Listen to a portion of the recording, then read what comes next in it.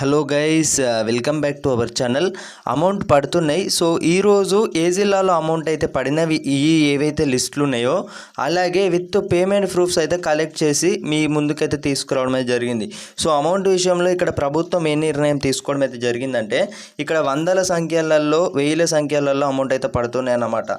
అలా డిస్ట్రిక్ట్స్ వైజ్గా అలా వస్తాయి అన్నమాట మీ అమౌంట్. సో అలా వచ్చే వరకు ఆలస్యం అవుతుంది. ఖచ్చితంగా అమౌంట్ అయితే పడుతున్నాయి.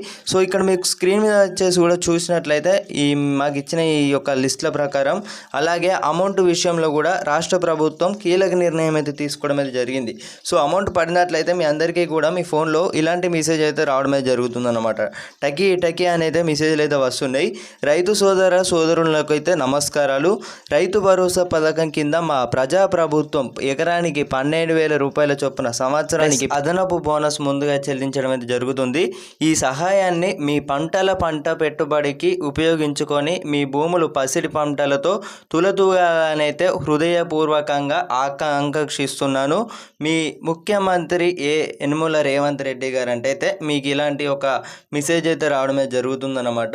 సో ఓకే, ఈరోజు కూడా జిల్లాల లిస్టుల వారీగా అమౌంట్ అయితే పడుతూనే వస్తున్నాయి అన్నమాట. సో నేను చెప్పినట్టుగానే అమౌంట్ అయితే పడుతూనే వస్తున్నాయి. సో ఈలోగా మీ అమౌంట్ అనేది అయితే మీ అందరికీ కూడా క్రెడిట్ అయితే ఖాతాలో కావడమే జరుగుతుందన్నమాట.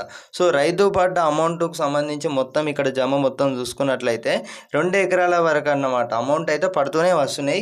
కానీ ఎకరంన్నర రైతుకు అయితే అమౌంట్ అయితే పడ్డట్టు సమాచారం ఇక్కడ మీకు స్క్రీన్ మీద వచ్చేసి కూడా లుక్ వేసినట్లయితే ఇక్కడ మీకు కనిపిస్తుంది కదా. సో అమౌంట్ విషయంలో రాష్ట్ర ప్రభుత్వం కీలక నిర్ణయం అయితే తీసుకోవడం అయితే జరిగింది. సో మీ అందరికీ కూడా అమౌంట్ అయితే పడుతున్నాయి.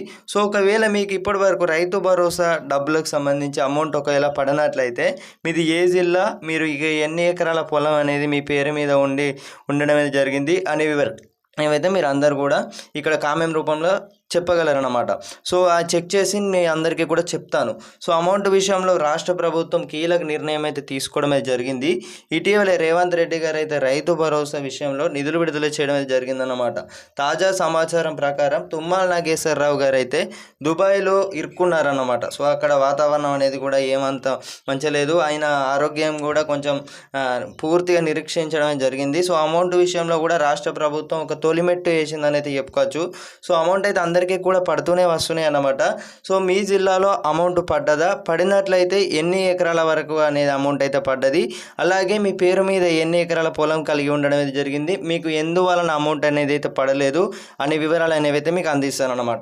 సో ఇప్పటికే చూసుకున్నట్టయితే తెలంగాణలో మొత్తం 33 జిల్లాలోని అమౌంట్ వందల సంఖ్యలలో వేల సంఖ్యలలో అమౌంట్ పడుతూనే వస్తున్నాయి అన్నమాట. సో మీ అందరికీ కూడా అమౌంట్ అయితే త్వరలోనే రైతుల ఖాతాలోకి అయితే మొత్తం ఖాతాలో జమ కానుందన్నమాట. మొత్తం 39,000 పైచిలకు రైతులకైతే అమౌంట్ అయితే పడినట్లు సమాచారం. సో ఈలోగా మీ అందరికీ కూడా అమౌంట్ అయితే ఖచ్చితంగా అమౌంట్ అయితే పడుతూనే వస్తాయి అన్నమాట. సో ఎవరికి కూడా వర్రీ అవ్వాల్సిన అవసరం లేదు. ఇక్కడ మన ప్రభుత్వం ఏం చెప్తుందంటే ఎకరానికి మేము 12,000 రూపాయల చొప్పున సంవత్సరానికి అదనపు బోనస్ 500 బోనస్ అనేది మేము ముందుగా చెల్లిస్తున్నాం. సో కావున రైతుల యొక్క విషయాన్ని గమనించి మీ అందరికీ కూడా మీ పంట పెట్టుబడి సాయం అనేది కూడా మీరు పొందగలరన్నమాట.